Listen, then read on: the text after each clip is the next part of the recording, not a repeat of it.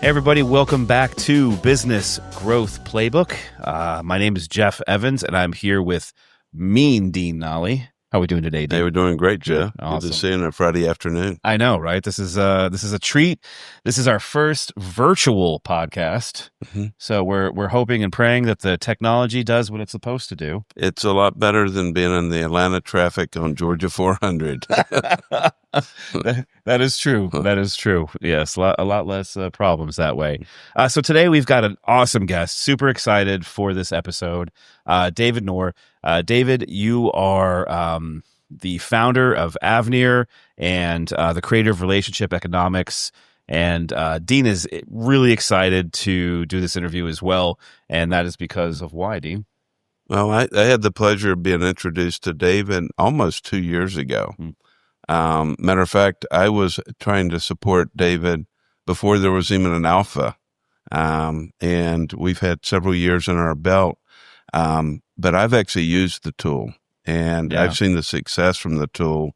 I've seen it evolve through alpha to beta and getting close to coming to market. And it's extremely exciting for me. But I firsthand have seen how it's positively helped my business and can't wait to help a lot of customers with it. Awesome. Well, David, why don't you go ahead and give us kind of a rundown of yourself and how we got to this place? Jeff, thanks for having me. Dean, always good to see you, my friend. For the audience, David Nour. I'm originally from Iran. I came to the U.S. in 1981 with a suitcase, $100.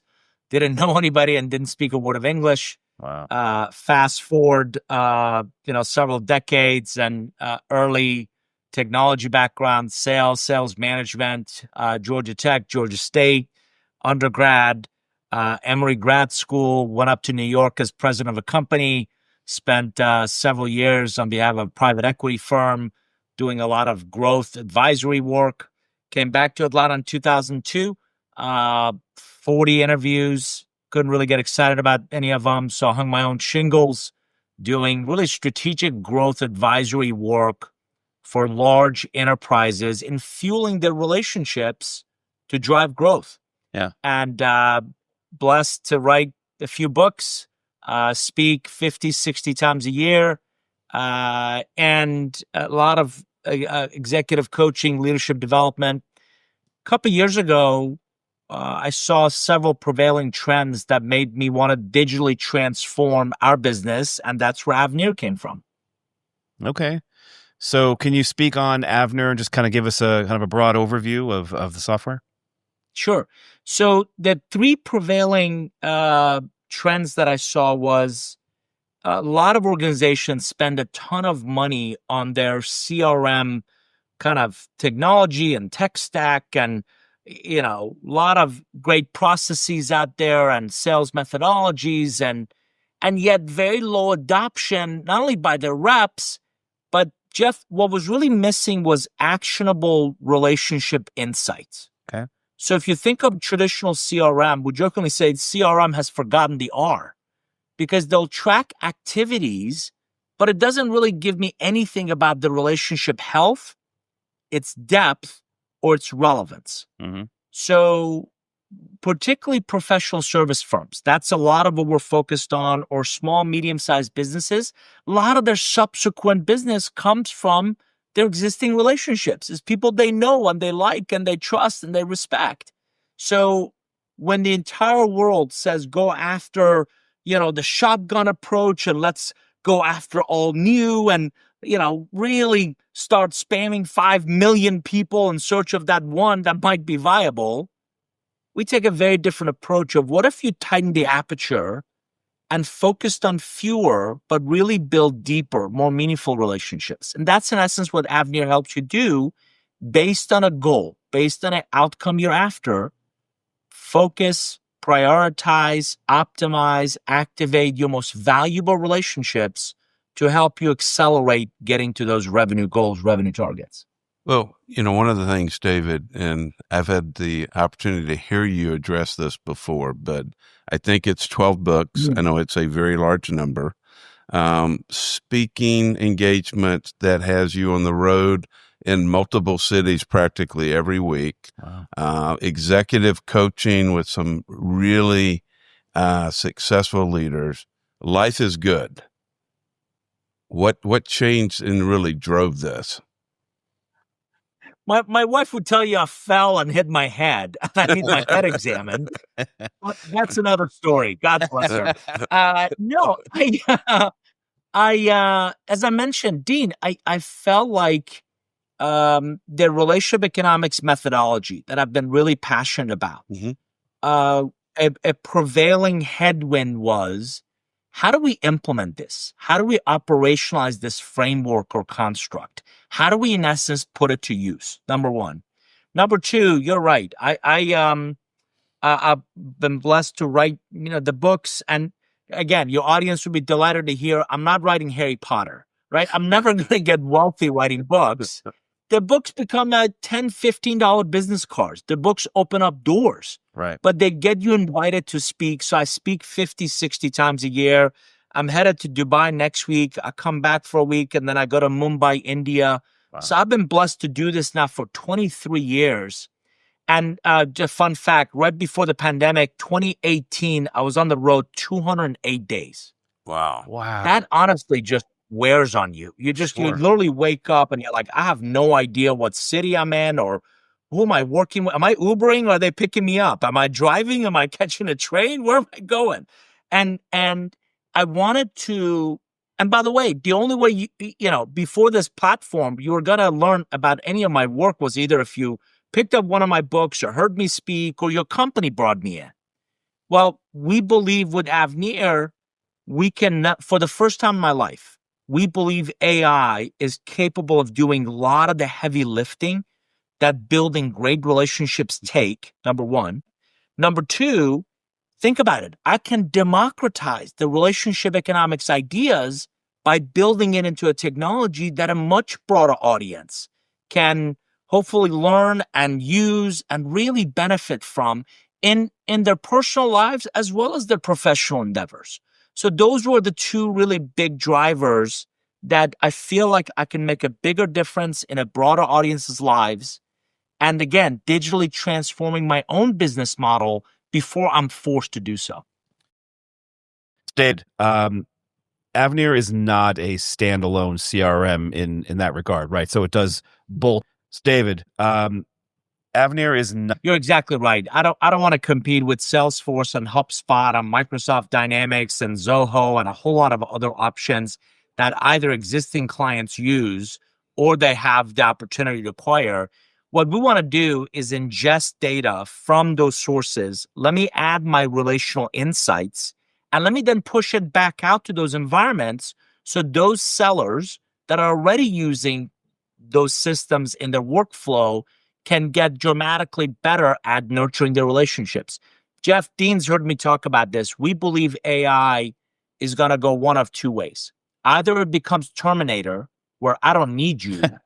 We actually like the second option of it becoming Iron Man, and it makes you better at what you do. That's our goal. Is Avnir wants to enable professionals to really deepen their relationships towards a mutually agreed upon or mutual outcome from those relationships. Well, obviously in the CRM, and I know it's one that you've taught me well, and it's one you see me use a lot, and that is the R is missing in CRM. The world. Yeah, there we go. But the world I live in, as you know, they may or may not have a sales process. If they do, they may know what to do, not documented. By the time they get to the CRM, unfortunately, they're worried about numbers, metrics, KPIs. They're doing activities. They're getting very tactical. In terms of what you've done with the customers today, what we've seen in the early stages of Avnir, where are some cases where you've actually seen it transform? Because clearly a lot of salespeople are not having the tools to be as strategic as they need.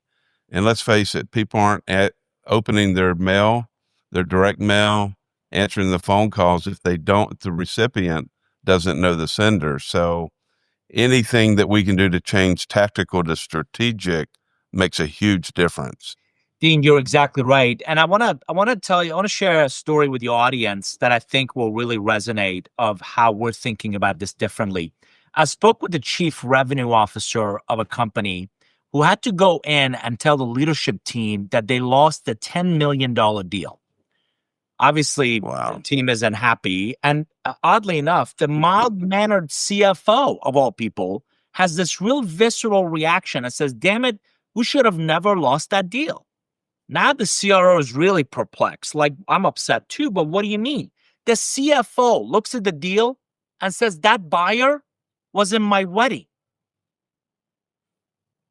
If you've been in business for more than 5 minutes, that story makes you cringe because you're thinking, how didn't they know that? How couldn't they know that? Well, let's break it down to the basics. A, the CFO is not in the company's Salesforce system. Number two, they sure as hell aren't putting their wedding party in the company's CRM. Mm-hmm. And Dean, this highlights a great point that you bring up, that we better have a sales process and a sales methodology. And the more astute sellers in pockets, so it's very episodic, they do this anyway of who knows anybody at this account. But we approach it from more of an automation, more of agentic approach. So number one, relationships are not between buildings and logos. They're always between individuals. So the Avnir platform starts by building an individual vault. So in this case, Jeff would have one, Dean, you have one, I have one. And without privacy and security controls, I cannot see your vault.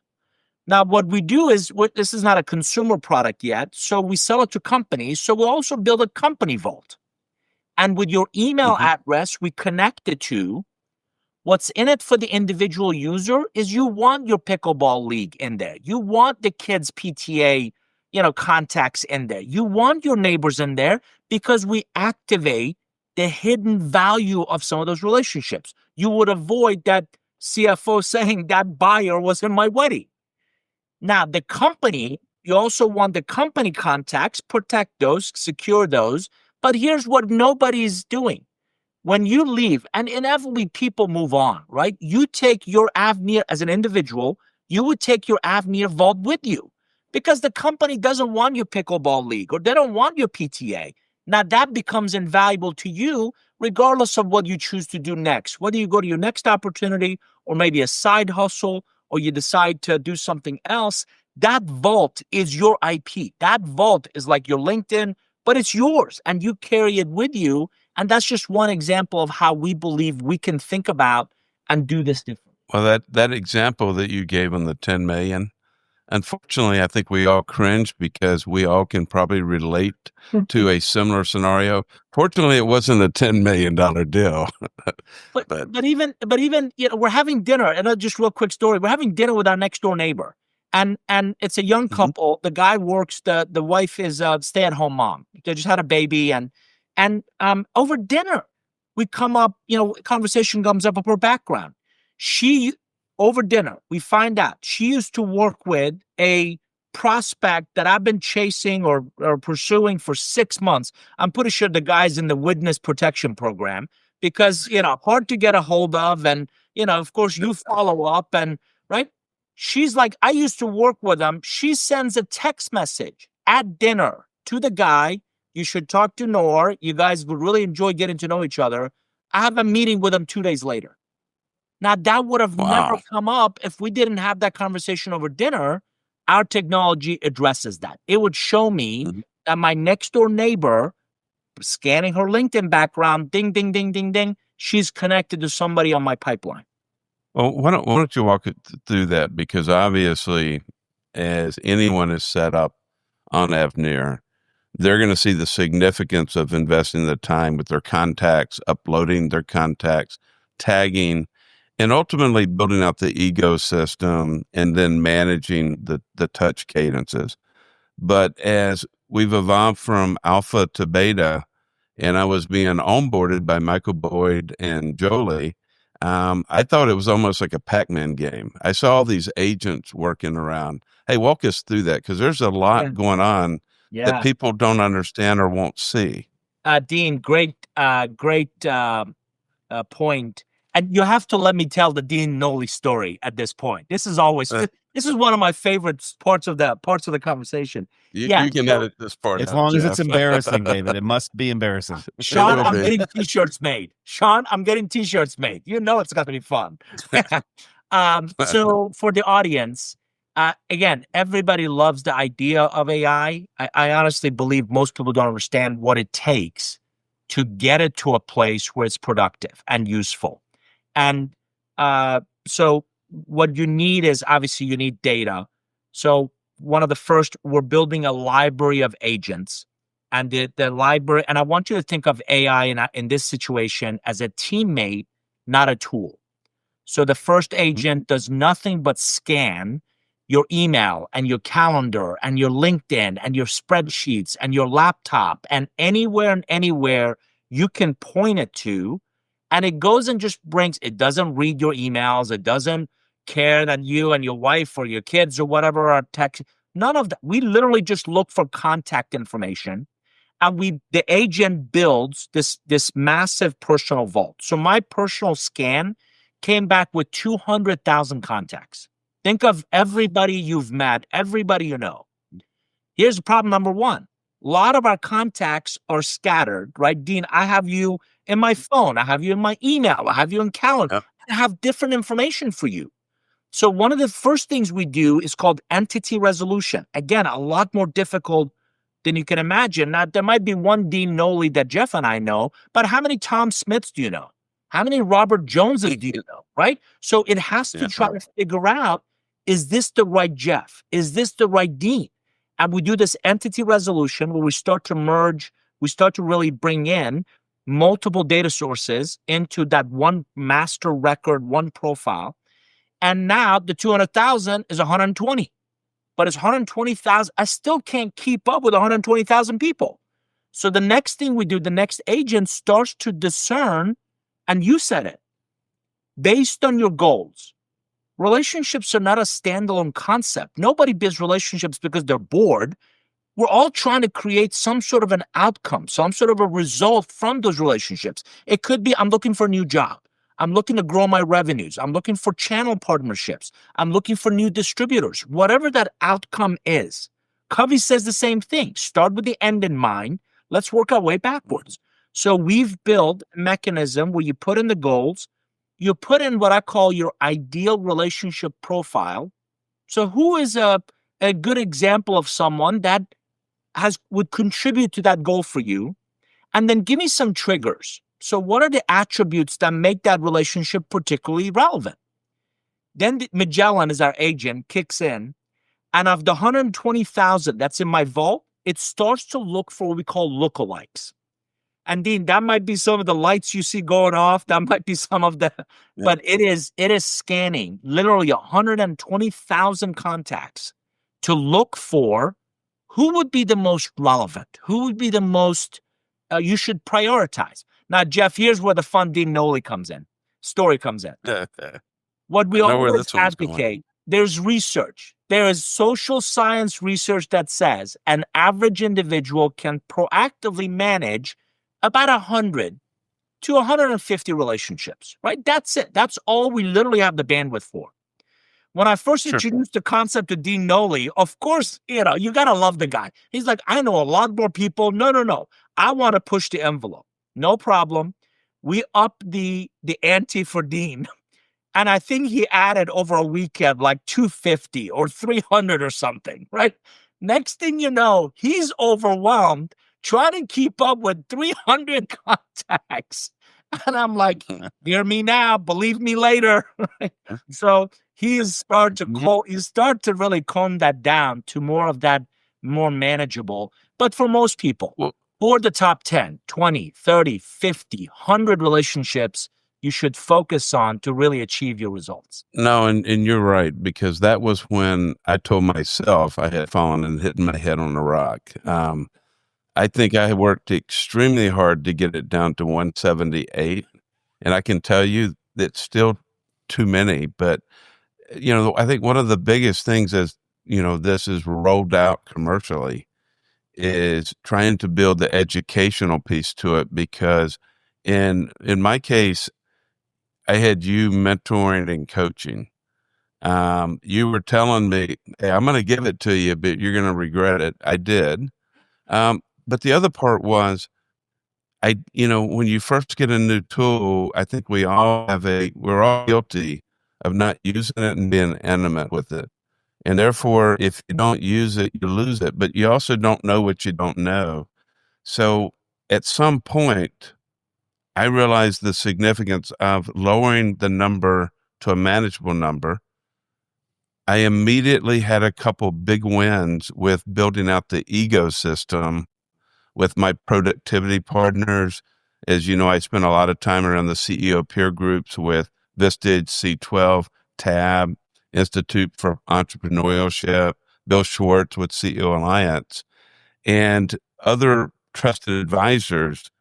And the thing that I realized, and you educated me, but I was hard-headed, I had the rude awakening as I had to delist some people that I really thought were important to me, but I learned the hard way I wasn't important to them or relevant. So I think one of the things as we rolled this out is making sure we understand how to help people get trained so they have some early quick wins and see the value. Yeah. You bring up a great point. And as I said, we're building AI as a teammate, not a tool. Well, guess what? That teammate, and this would be really good for your audience to think about it. That teammate is an intern. Intelligent, capable, competent, but just green.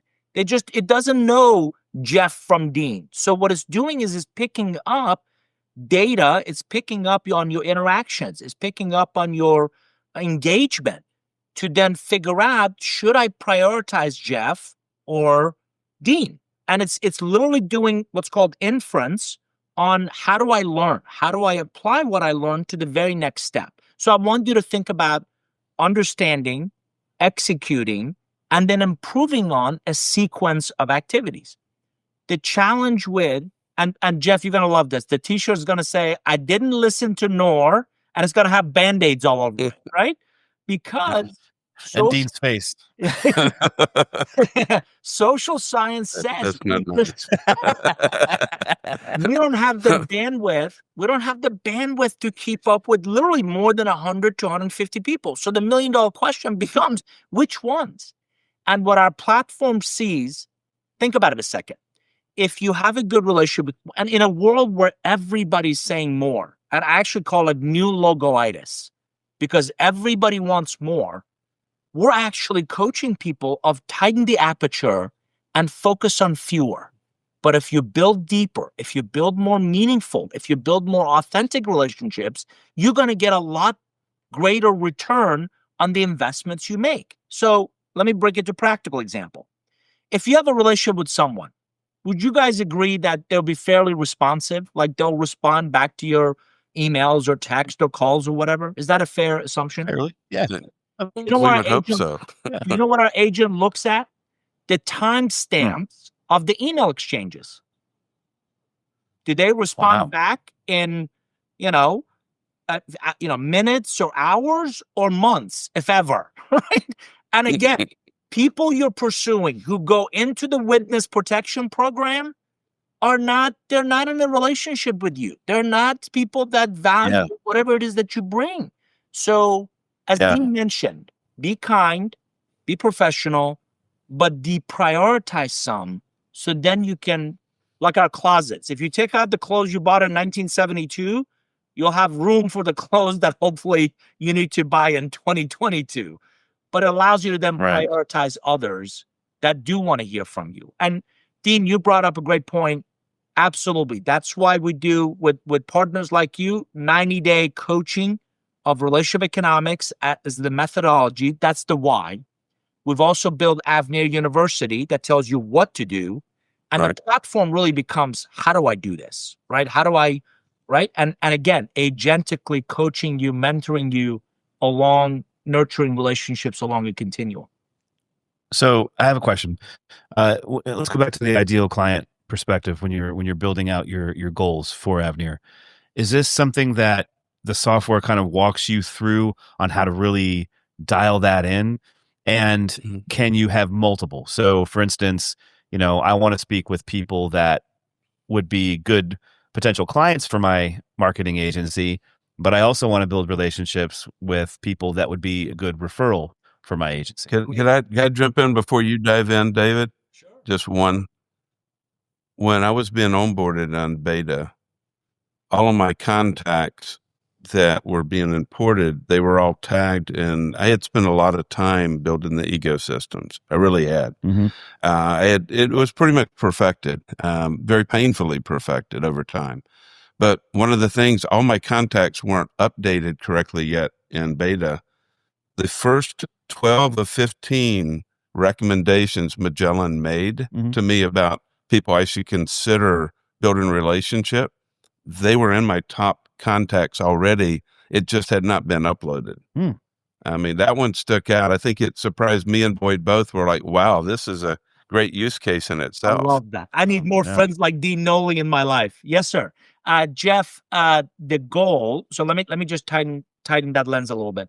So yes, what the goal module that we're continuing to refine. Again, remember that summer intern analogy, right? So the first version of the platform in alpha, a little more manual. Dean had to go in and select things, but you know what? We learned from that, and we learned from. We're up to now 15 paying alpha and beta customers that we talk to on a regular basis, and they give us feedback and feed forward. And full disclosure, if you've ever built anything, we're not building furniture, right? What we're building is a platform that, you create one module, it'll break 3 other ones, or you deploy one functionality and some people love it and other people hate it. And so you work through these early stages to really perfect this thing. So the goal module we're optimizing is you've got a professional goal, you have a personal goal, you can create multiple goals, but the goal becomes the kind of the lighthouse that Magellan is looking for. Now, you said ideal customer. I actually talk about, I would call it an ideal relationship profile of give me an example, an existing relationship that is very relevant to that goal.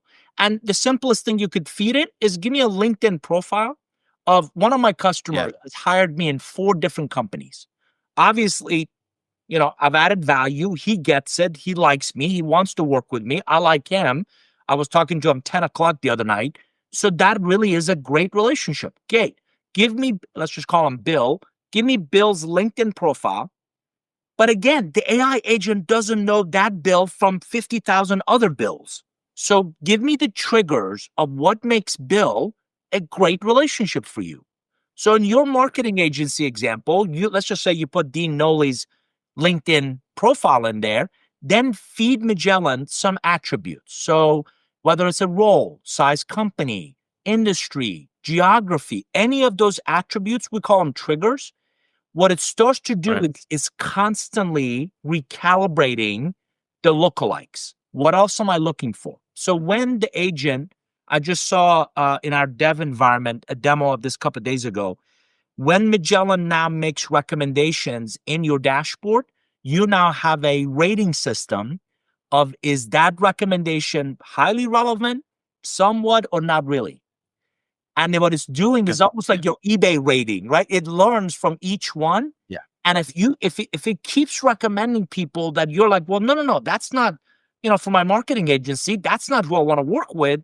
It'll come back and say, okay, let me make sure that the goals you've given me, the profile and the triggers are in fact what I still should be looking for. And so what it's doing is it's literally collaborating with you. I wrote a book called Co-Create. It's co-creating with you the relationships you should prioritize and you should focus on. And as Dean was kind enough to mention, it has an unbelievable way of surprising you. It prompted me someone that, and I take pride in staying in touch with people. I'm embarrassed that it prompted me this morning with someone that I haven't spoken with probably in 3 to 5 before the pandemic. And I'm like, oh my God, I haven't talked to that guy, but it fits very much the profile of someone I do need to connect with. So I connect and it gives you the link to their LinkedIn profile. So I click right through, and as Dean is famous for doing, commented on something he posted, send him a message, Bob, it's been entirely too long, would love to reconnect and get caught up. And it surprised the heck out of me of it thinking that this is somebody that I should prioritize that I had completely forgotten. Well, and I'll tell you that part is dead on, because I have one. As you know, when I built this business out, it's a whole different ecosystem within Atlanta, Georgia, and the Southeast. Mm. I have an extremely extensive national network, as probably you do. Well, when I was in the career part or certain industries, I would leverage that. And I had stopped leveraging it. I had used Avnir, reached out, and a gentleman was in a new role in a new company. He said, I appreciate you reaching out. And we had a great trusting relationship. But he's like, hey, I'm too new here. Or the first time it was actually me being too new. Then he changed companies. It wasn't the right one. But roll forward. 60 days ago, he reached back out. And it's one that I immediately said, I've got 400 leaders, people I've worked with, worked for, they've worked for me, that I'm not talking to. So I'm now going back and using Avnir because they're in my database, but they're most definitely not in my top tier. And this could be, David, probably one of my very largest customers for a long time. Nice. And it quite honestly, I was a little frustrated because I'm like, I knew better. Yeah. But it also told me I wasn't managing my CRM very well either. And Dean, you bring up a great point. The consistent feedback we get from early customers is that it's incredibly humbling to realize, and it's human nature, right? So you've heard me say this. Number one, garbage in, garbage stays. We're all very good at collecting contacts. We're god awful in trying to keep up with them. I'm embarrassed that I have a client with a Delta Airlines email address who left that job 3 years ago. You know what? We collect all this information, but who's got time to go back and try to update all these things? The fact that we now enrich, that's what you're referring to, enrich this data agentically takes that off my plate. Another big advantage of why you as an individual want to upload. Think about the parents you're close to while your kids are in school. Guess what? Our kids graduate and we lose touch with these people. People that we went and we spend time at baseball games or soccer games or lacrosse games or theater or scouting or whatever. We lose touch with them. Guess what? Their careers evolve. They move around and they will remember you because you had that rich history together. Now, kids are grown and gone. You know, they've moved on their own lives. But you still know them. And this is what I'm referring to. There are these unbelievable pockets in our lives that as human nature, they grow cobwebs, they grow rust, we forget about them. And Magellan brings them back around and says, hold on a second. If this really is your goal, you're trying to find more clients for your marketing agency. This is someone from your past that knows you, likes you, hopefully trusts you, that if you just rekindle that, it'll be significantly easier for you to engage them as a potential client. So that's what we're really excited about, is this leveraging AI to solve a really complex problem of, we all know a lot of people, staying in touch with them, their most updated information, making sure they're relevant, making sure we're timely. I don't know about the two of you. My business is event-driven. They may not need me today, tomorrow, next week, or next year, but something happens in their business, and if I'm top of mind with value add, I just closed the speaking engagement of someone that I met 15 years ago. They saw one of my LinkedIn posts. They reached out. Hey, we're doing this. Would you be interested? 3 calls later, and it's a really nice client engagement. Well, and I will tell you, I was telling Jeff this story earlier because I think we all go through an evolution of, do the newsletters we send out, even though people shows open, do they read it? Do they acknowledge it? And my newsletter went out on Tuesday night, I think I was telling you, or Wednesday night. I get a call the next morning from an owner that is of a fairly good sized capital company. And he said, hey, I just want to he sent me the email and said, hey, top of mind. I became top of mind only because of my newsletter. And he has an active client that needs help on sales. Exactly what I do. Now, it would have probably been a little better had I done a better job of keeping up with this individual. I knew he was someone that was important. We were supposed to meet several times, but you know, the Atlanta traffic, without traffic, we live about an hour, 20 minutes away. But because I hadn't gone to that extra effort, it took a newsletter. Fortunately, the newsletter timing was good, but I shouldn't have had to rely on that. No question. And Dean, I want to make sure the audience hears this. We're not anti-newsletter. We're not anti-social media. You still need you need a lot of that to create air cover. But Dean, you brought it up. Cold outreach is dying. I mean, how many spam emails do we all get every day? And if you call me and I don't know you, respectfully, I'm not picking it up. And I think most people are that way. That's number one. Number two, I have 20,000 contacts on LinkedIn. I couldn't tell you how I know half of them. So we've collected a lot of, and God bless them. Their ad model, right now, the middle of winter, they're pitching me on HVAC service in Chicago.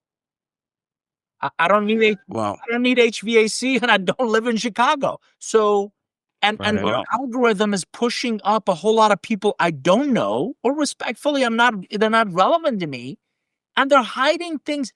I got a Veterans Day post from a really valuable relationship like 3 days later, and you feel silly commenting on something that was a week ago, or 2 weeks ago, or a month ago. And somehow the LinkedIn algorithm pushes that to the top and not something that I want to act on or not something that I care about. So we leverage the best of these systems to really build what we call an intelligent relationship management environment. Mm-hmm. Well, that's awesome. Well, David, we're going to have to wrap up the show, but I did want to ask one more question. And that is, where is this going in the next 3 to 5 years? AI, I mean, and you really can't answer the question officially because AI is literally insane.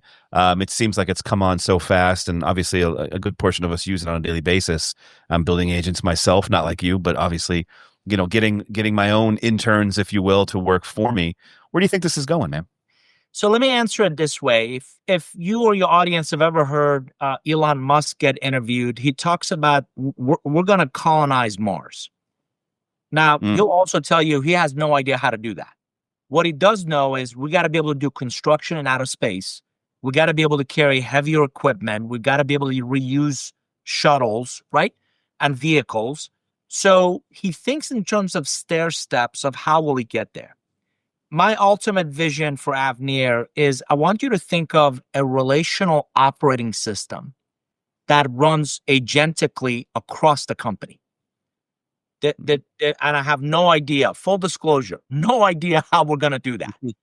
But imagine a day where the right people with the right permissions, privacy, security, all of that can get a 360-degree view or get a holistic view of the relationships that are most critical to what they're trying to accomplish. Again, that's my colonizing Mars. Now, what do we have to do? We got to get this individual vault. We got to get Magellan to recommend the right relationships. We got to get individuals and teams to work together. So we've built a stair step of relationship bank, relationship map, and ultimately relationship plan. That's our stair step approach to it. Good Lord willing, I'll be, younger than 90 years old before we get there. But that's our vision. That's what we're trying to do. And we believe it can really help a very broad audience maximize the value of the relationships to accelerate getting things done. Back to the Iron Man, we're building Jarvis in Iron Man vernacular for your relationships. Yeah, and I know we're wrapping up, but what gets me excited is most tools we all touch, it hits certain parts of the market. This can be applied to solopreneurs, small business, SMB, enterprise, and strategic global accounts. So I know I'm very excited, and I'm sure you are, because it's very rare that a great solution can touch every spectrum of business. Well, David, where can people find out more about you and Avnir? Very kind of you to ask. So me, my background, the work that I do with global clients, David Nour, that's my name, davidnour.com is that website. Avnir is just like it sounds, A-V as in Victor, NIR.com is our Avnir website. Would love to. Dean is a fantastic partner. Would love to find a way to work with. At the moment, we're very focused on middle market professional service firms. So would love to get a chance to work together through this beta. But those are the two websites where you can learn more about me and our work at Avnir. Awesome. That sounds awesome. Yeah. And where can people find you, Dean? They can find me on dean@salesgrowthimagination.com website. And I'm always available, as David knows, on my cell at 404-307-1841. Well, it's about to blow up. Yes. And Jeff Evans at jvincencreative.com. So again, letter J, vincentcreative.com. Thank you again for joining us, David. Really appreciate it. Absolute blessing to have you on the show. And I'm excited to dive into Avnir myself and see what you got going on. And guys, until next time, stay safe. We'll talk to you soon. Stay safe and be glad we're on 400. Thanks for having me. Take care, everybody. Take care. Thank you.